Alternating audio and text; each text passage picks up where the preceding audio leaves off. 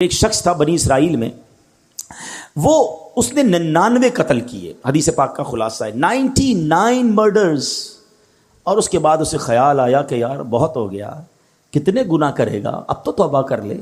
وہ ایک راہب کے پاس گیا، سو کالڈ ہیں مولوی صاحب، اس زمانے کے بھی سو کالڈ ہوں گے، علم تھا نہیں، لکس لائک، بے شک ہم بھی آج کل ہر داڑھی والے کو عالم دین سمجھ لیتے ہیں، بلکہ اب تو بغیر داڑھی والے کو بھی عالم دین کہنا لوگوں نے شروع کر دیا۔ یہ عجب فنومنا چلا ہے کہ جس کی مرضی وہ اسلام کی انٹرپریٹیشن کر رہا ہے اور لوگ اسے سنی جا رہے ہیں۔ اللہ کے بندوں، عالم دین صحیح عقیدے والے سے بات سنو گے تو سمجھ آئے گی۔ یہ حدیث بھی اسی طرف رہنمائی کر رہی ہے کہ کہنے کو وہ کوئی مذہبی آدمی ہوگا، یہ بندہ چلا گیا اس کے پاس، کہا حضرت 99 قتل کیے ہیں، کیا میری توبہ قبول ہوگی؟ وہ بندہ، اس نے کہا خدا کا خوف کر، 99 بندوں کا قاتل، تیری توبہ قبول نہیں ہونی۔ اس نے اس بندے کو اللہ کی رحمت سے مایوس کر دیا۔ اب وہ پہلے ہی قاتل تھا، اس نے کہا چلو پھر سینچری پوری کرتے ہیں۔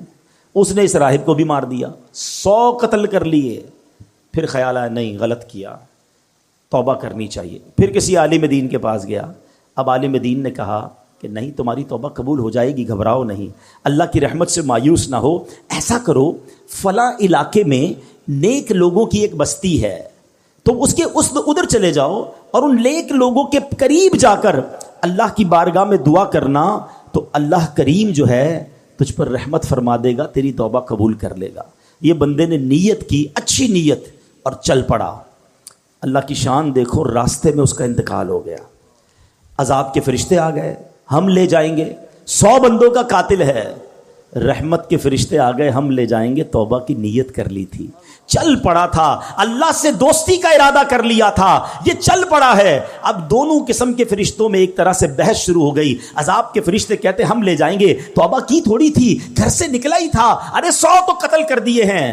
رحمت کے فرشتے کہتے نہیں، اللہ کی راہ پہ چل پڑا تھا، دل میں شرم اور ندامت آ گئی تھی، ہم لے جائیں گے۔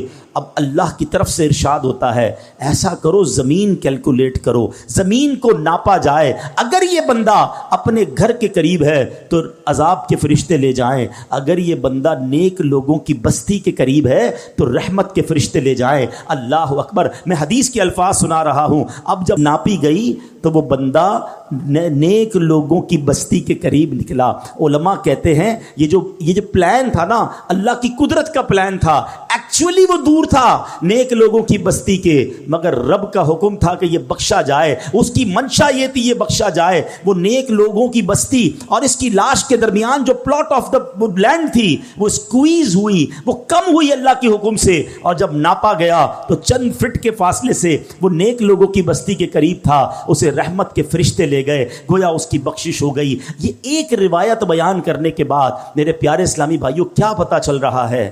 وہ رحیم، وہ کریم، وہ توبہ قبول کرنے والا ہے، وہ معاف کرنے والا ہے، اس کی رحمت چاہتی ہم بخشے جائیں، مگر یہ بندہ ہے جو توبہ نہیں کرتا، یہ بندہ ہے جو اس کی بارگاہ میں سر نہیں جھکاتا، وہ اس سے دوستی نہیں کرتا۔ میرے پیارے اسلامی بھائیوں، اس حدیث سے ایک اور بہت خوبصورت بات سیکھنے کو ملی ہے۔ نبی پاک واقعہ سنا رہے ہیں صحابہ کو، اٹ مین سارا کانٹینٹ جو ہے وہ آتھرائزڈ ہے، سارا کانٹینٹ جو ہے وہ زبردست کلیئرڈ ہے، جبھی تو نبی پاک سنا رہے ہیں نا۔ تو آقا نے کیا بتایا کہ لوگوں نے مشورہ دیا نیک لوگوں کی بستی کے پاس جا کر دعا مانگو۔ اٹ مینز کہ اگر آج بھی کوئی اللہ والوں کے پاس اگر حیات ہیں تو ان کی صحبت میں جا کر دعا مانگے، اور اگر دنیا سے چلے گئے ہیں اور ان کے مزار کے پاس جا کر اللہ سے دعا مانگے کہ اللہ ان کے صدقے، نیک لوگوں کے صدقے، مبارک جگہ کے صدقے میری توبہ قبول فرما لے۔ تو جہاں رحمتیں برس رہی ہو ادھر جا کر دعا کرنا، ادھر جا کر اللہ سے مانگنا، یہ اس حدیث سے ثابت ہے۔ تو پتہ یہ چلا اللہ والوں کے جہاں قدم لگیں، اللہ والے جہاں عبادت کریں، اللہ والے جہاں موجود ہوں، اگر وہاں جا کر دعائیں مانگی جائیں، اللہ مجھے اور آپ کو بار بار مکے مدینے کی حاضری عطا فرمائے، مقدس مقامات کی حاضری عطا فرمائے۔ وہاں کا سفر کر کے رب سے جب وہاں جا کے بندہ مانگتا ہے تو بگڑی بن جایا کرتی ہے۔